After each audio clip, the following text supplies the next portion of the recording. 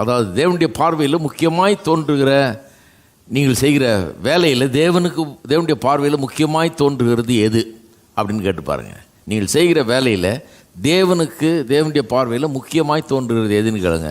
உடனே என்ன சொல்லுவாங்க, நான் சண்டே ஸ்கூலில் டீச் பண்ணுறேன், சர்ச்சில் வாலண்டியராக இருக்கிறேன், இங்கே ஊழியத்துக்கு போகிறேன், ஊழியத்துக்காக எதை செய்கிறேன் அதை செய்கிறேன், வாரத்துக்கு ஒருக்க 2 மணி நேரம் இதுக்காக நான் செலவிடுறேன், அதுதான் எனக்கும் திருப்தியை தருது, கர்த்தருக்காக நான் ஏதோ ஒன்று செய்தேன்ற திருப்தி இருக்குன்னுவாங்க. ஆனால் ஒன்று கவனிச்சிங்களா, வாரத்தில் 2 வாரம் செய்கிறத அது கர்த்தருக்கு பிரியமான ஒரு வேலை என்னும் அதுதான் இவங்களுக்கு திருப்தியை தருதுன்னு சொல்கிறாங்க. வாரத்தில் 40 மணி நேரம் அல்லது 50 மணி நேரம் வேலை செய்கிற அவருடைய தொழில் இருக்குது பாருங்கள், அது அப்படி அவர்கள் நினைக்கிறது இல்லை.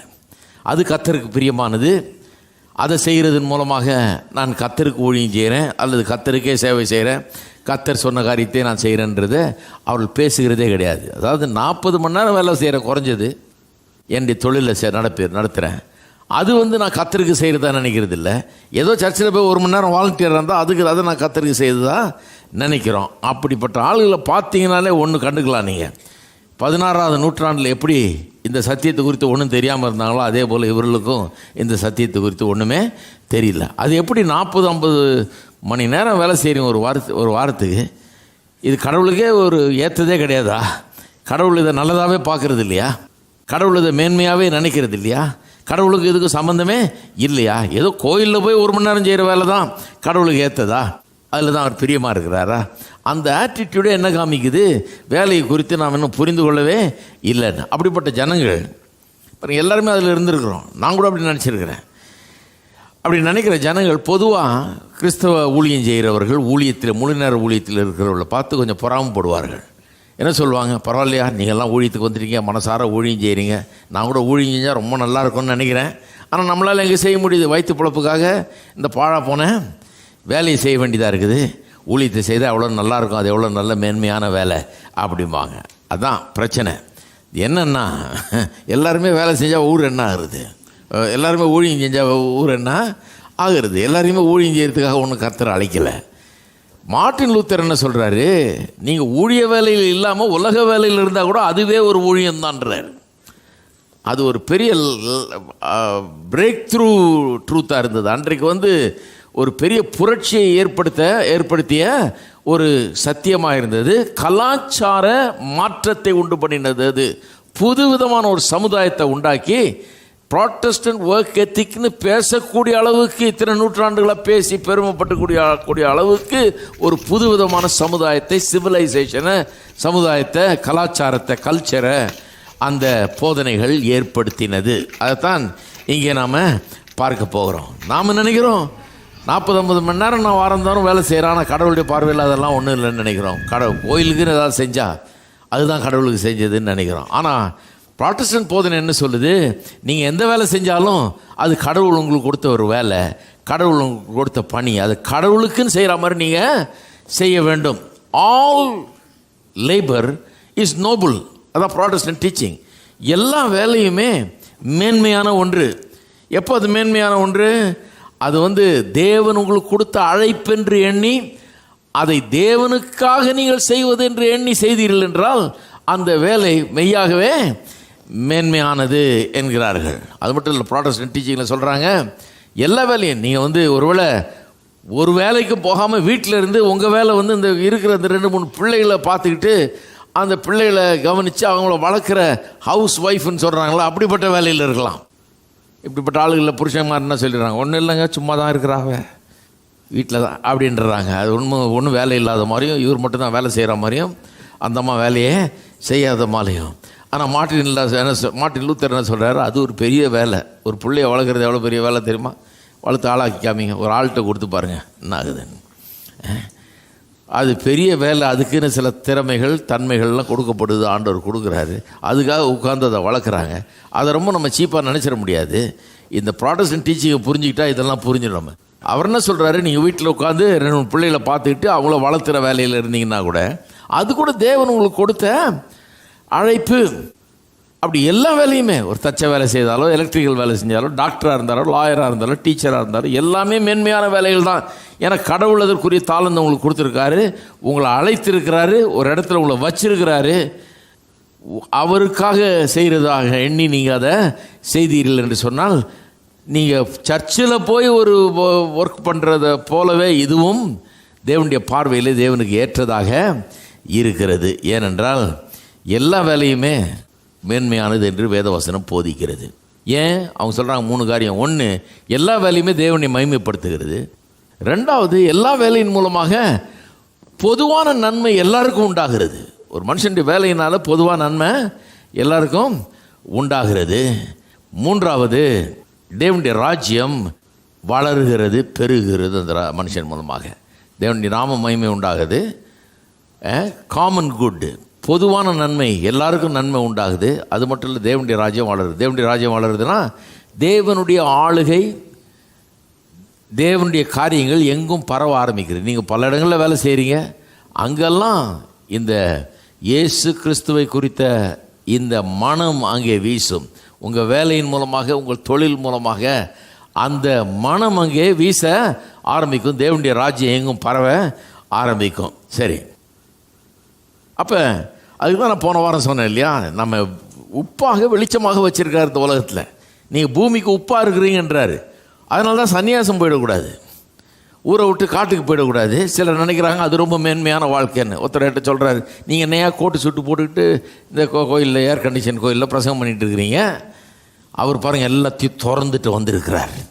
அவர் போட்டிருக்க சட்டையை தவிர வேறு ஒன்றுமே அவருக்கு கிடையாது. எல்லாம் திறந்துட்டு வந்துட்டார். மனைவி கிருவி, இப்போ குடும்பம், பிள்ளை, அது இது எல்லாத்தையும் திறந்துட்டாராக்கும். திறந்துட்டு எங்கே இருக்கிறாரு? அவர் ஊர்லேயே இருக்கிறதுங்க. வெறும் ஜபம் தபம் அப்படின்னு காட்டில் இருக்கிறார். எந்நேரம் போனீங்கன்னாலும் ஜபத்தில் இருக்கிறாரு, பைபிளை வாசிக்கிறாரு, ஒரே ப்ரேயரில் இருப்பார். யாரையும் பார்க்குறதில்ல, எங்கேயும் வர்றதில்ல, உலகத்தை விட்டே பிரிஞ்சு இருக்கிறாரு. என்ன அருமையான ஒரு ஆவிக்குரிய வாழ்க்கை. இதுவும் மிடிவல் திங்கிங். அந்த 10வது நூற்றாண்டில் அப்போல்லாம் அப்படி தான் நினச்சாங்க ஜனங்க. அதுவும் ஒரு மூட நம்பிக்கை பாருங்கள். அதுதான் பெரிய வாழ்க்கை, அதுதான் பெரிய ஆவிக்குரிய வாழ்க்கைன்னு. கர்த்தர் என்ன சொல்கிறாரு? உலகத்தில் உப்பாக இருக்கிற. அப்போ உப்பாக இருக்கிறதுனா, உப்பு அழியாமல் காக்கிறது ஆகாரத்தை. அழியாமல் காக்கிறதுனா ஷெல்ஃபில் இருந்தால் பிரயோஜனம் இல்லை. அந்த உப்பை எடுத்து எந்த ஆகாரத்தை காக்கணும்னு விரும்புகிறோமோ அழியாமல் அந்த ஆகாரத்தில் போட்டு அதை தேய்க்கணும், கான்டாக்ட் பண்ணணும். அது உப்பு அதை கான்டாக்ட் பண்ணணும், அப்போ தான் அதை காக்க முடியும். கான்டாக்ட் இல்லாமல் அது வேலையை செய்ய முடியாது. அதே போல் பூமிக்கு உப்பாக இருக்கிற நீங்களும் இந்த பூமியோட உலகத்தோட கான்டாக்ட் இல்லைன்னா அதை செய்யவே முடியாது. கான்டாக்ட் இருக்கணுங்க. உலகத்தார மாதிரியே ஆயிடுங்கன்னு நான் ஒன்றும் சொல்லல, அப்படி சொல்லாதீங்க. போய் ஒரு சொன்னார் உலகத்தோட உலகம் ஆயிடுன்றாரு. கிடையாது, உலகத்தில் வாழுங்கன்றேன். கர்த்தர் உங்களை அந்த தெருவில் வச்சுருக்காரு, அந்த ஊரில் வச்சுருக்காரு, அந்த நாட்டில் வச்சுருக்கிறாரு, அந்த வேலையில் வச்சுருக்கிறாரு, பல்வேறு மக்கள் மத்தியில் வச்சுருக்கிறாரு. ஒருத்தர் சொல்கிறார் எல்லாம் புறஜாதி மக்களுங்க, எல்லாம் பரிசுத்த மக்கள் மத்தியில் இருக்கணும்னு இவர் விரும்புகிறாரு. கர்த்தர் இவரை கொண்டு போய் புறஜாதி மக்கள், அப்படியே நாளெல்லாம் எனக்கு தலைவலி தாங்க இந்த புறஜாதி மக்களோட அப்படின்றாரு. கர்த்தர் நல்லா பிளான் பண்ணி வச்சுருக்கிறாரு உங்களை கொண்டு போய் அங்கே தான் கடன்றாரு. பூமிக்கு உப்பாக இருக்கிறன்னா என்ன பண்ண, உப்பு எங்கே தேவையோ அங்கே தான் கொண்டு போய் வைக்கிறாரு. வேண்டதை கொண்டு போய் வச்சிருக்கிறார். அங்கே இருந்தால் தான் அங்கே வேலை செய்ய முடியும். சாட்சியாக இருக்கணும், சாட்சியாக இருக்கணும். என்ன சாட்சியாக இருக்கு? கோயிலேருந்து செஞ்சு சாட்சி சொல்லின்னு சொல்லி என்ன பிரயோஜனம்? தான் பண்ணி அறுத்தாங்க பாருங்கள் அந்த காலத்தில்.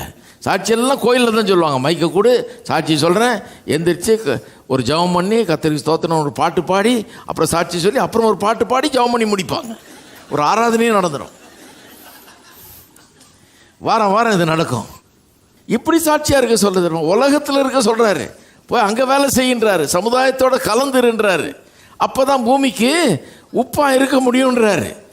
அப்போ இது ரொம்ப முக்கியமான ஒரு காரியம், ரொம்ப முக்கியமான ஒரு காரியம். அப்போ வேலைங்கிறது கடவுள் நம்மளுக்கு கொடுத்துருக்கிற ஒரு பணி, ஒரு கடவுள் நம்மளுக்கு கொடுத்துருக்கிற தொழில், கடவுள் நம்மளுக்கு கொடுக்குற ஒன்று, அதை கொடுத்துருக்கிற ஒரு அழைப்பு என்பதை நம்ம எண்ணி பார்க்க வேண்டும். சரி, அதனால் இந்த வர போதனைகளில் என்ன போதிக்க போகிறேன்? நம்முடைய வேலை, நம்முடைய அழைப்பு, நம்முடைய தொழில், இதை பற்றி தான் பேச போகிறேன். இந்த வேலை, அழைப்பு, தொழிலுக்கெல்லாம் விளக்கம் கொடுக்க போகிறேன். அது புராட்டஸ்டன்ட் மார்க்கத்தார் இந்த புராட்டஸ்டன்ட் சீர்திருத்தம் வந்த உடனே எப்படி இதை விளக்குனார்கள், அது எப்படி சமுதாயத்தையே மாற்றின போதனையாச்சு. அது இன்றைக்கி கொஞ்சமாவது மாற்றத்தை நம்முடைய வாழ்க்கையில் ஏற்படுத்தாதா, நம்முடைய சமுதாயத்தில் ஏற்படுத்தாதா? அதனால் இதைத்தான் நான் பகிர்ந்து கொள்ள போகிறேன். ஆனால் காலிங்கை பற்றி அந்த அழைப்பை பற்றி ஒரு சின்ன இதை மட்டும் சொல்லிடுறேன், பின்னால் அதை விளக்க போகிறேன். ஒரு சின்ன இதை மட்டும் சொல்லிடுறேன். அழைப்பு வந்து 2 விதமாக இருக்குதுன்றாங்க. ஒன்று, த காலிங் டு பி, அதாவது நான் என்னவா இருக்கும்படி அழைக்கப்பட்டிருக்கிறேன். அது ரொம்ப முக்கியம். நான் என்னவா இருக்கும்படியாக அழைக்கப்பட்டிருக்கிறேன். தேவனே என்னை அழைத்திருக்கிறார், அவரிடத்திற்கு என்னை அழைத்திருக்கிறார், அவருக்காக என்னை அழைத்திருக்கிறார். தேவனே அழைத்திருக்கிறாரு, அவரிடத்திற்கு என்ன அழைச்சிருக்கிறாரு, அவருக்காகவே என்ன அழைச்சிருக்காரு. அப்போ நான் வந்து அழைப்பு என்ன பண்ணிடுச்சு, கடவுளுடைய மனுஷனாக என்னை ஆக்கிவிட்டது. அவரே அழைச்சிட்டாரு, அவரிடத்திலே அழைச்சிட்டாரு, அவருக்காகவே என்னை அழைச்சிட்டாரு. ஆகவே நான் அவருக்கு சொந்தமானவன். அதுதான் ஒவ்வொரு கிறிஸ்தவனுக்கும் இருக்கிற அழைப்பு. இது பிரைமரி காலிங். இது முதலாவது நமக்கு இருக்கிற அழைப்பு. செகண்டரி காலிங்னு ஒன்று இருக்குது. அது என்ன? The calling to two. முதல்ல டு பி, இப்போ வந்து டு டூ. டு டூன்னா ஏதோ ஒன்றை செய்யும்படியாக அழைப்பு. அது என்ன? என்னுடைய பேச்சின் மூலமாகவும், என்னுடைய நடவடிக்கையின் மூலமாக, என்னுடைய வாழ்க்கையின் மூலமாக நான் போகிற இடங்களும் செய்கிற காரியங்கள் எல்லாவற்றிலும் அங்கே தேவனுடைய மனம் வீச வேண்டும். அந்த விதத்தில் நான் செய்ய வேணும், இப்படி வாழ வேணும். குறிப்பாக வேலையில் பல இடங்களுக்கு போகிறோம், பல காரியங்களை செய்கிறோம். அதில் முக்கிய அம்சம் என்ன? வேலை. ஒரு நாளைக்கு 8 மணி நேரம் 10 மணி நேரம் அதில் நம்ம ஈடுபடுகிறோம். அதில் அந்த கிறிஸ்துவின் மனம் வீச வேண்டும். இதுதான் த காலிங் என்று அவர் சொல்கிறார். Calling to two, calling to be and calling to two. நான் தேவனுடைய மனுஷன், தேவனால் அழைக்கப்பட்டவன், அவருக்கென்று அழைக்கப்பட்டிருக்கிறேன். ஒரு விதமாக இருக்கிறேன் நான். ஆனால் நான் செய்கிறதுக்குன்னு சில காரியங்களுக்கு. அது என்ன? தேவனுடைய மனத்தை எங்கும் வீச செய்வது. எப்படி? என்னுடைய எண்ணத்தின் மூலமாக, என்னுடைய செயலின் மூலமாக, என்னுடைய நடவடிக்கையின் மூலமாக, என்னுடைய வாழ்க்கையின் மூலமாக வீச செய்வது. இப்படி தான் ஆரம்பித்தது பாருங்கள். இந்த போதனைகள்லாம் இப்படி தான் ஆரம்பித்தது. அப்போ நம்முடைய வேலை வந்து அப்படிப்பட்ட அந்த காலிங்கினுடைய ஒரு பகுதி தான் நம்முடைய வேலை. பாருங்கள், அமெரிக்காவில் மோட்டிவேஷ்னல் கான்ஃபரன்ஸ் வைப்பாங்க அடிக்கடி. மோட்டிவேஷ்னல் கான்ஃபரன்ஸ்னால் ஒரு ஸ்பீக்கரை கூப்பிடுவாங்க, ரொம்ப ஊக்குவிக்கிறதுக்காக பேசுவார் அவர். ஆயிரக்கணக்கான பேர் கூடுவாங்க, டிக்கெட் போட்டே வைப்பாங்க. இதெல்லாம் அவ்வளோ நல்லா பேசுவாங்க இந்த ஆட்கள். அங்கே ஒருத்தர் பேசிகிட்டு இருக்கும்போது 5000 பேருக்கு முன்னால் பேசிகிட்டு இருக்காராம். பேசிகிட்டு இருக்கும்போது சொன்னாராம், இன்றைக்கு ராத்திரி நீங்கள் மீட்டிங் முடிஞ்சு வீட்டுக்கு போன பிறகு நீங்கள் போய் பார்க்குறீங்க, அங்கே உங்களுக்கு ஒரு கடிதம் வந்திருக்குது. அந்த கடிதத்தை திறந்து பார்த்தா அதுக்குள்ளே யாரோ உங்களுக்கு தூரத்து சொந்தக்காரர் சாகும்போது உங்களை எண்ணி பார்த்து உங்களுக்காக $10 மில்லியன் விட்டுட்டு போயிருக்கார். $10 மில்லியன் 65 கோடி. அது வந்து உங்களுக்கு இப்போ செக்காக வந்து கிடச்சிருக்குது. கேள்வி என்ன? நாளைக்கு நீங்கள் வேலைக்கு போவீர்களா? பாருங்கள் பதில்.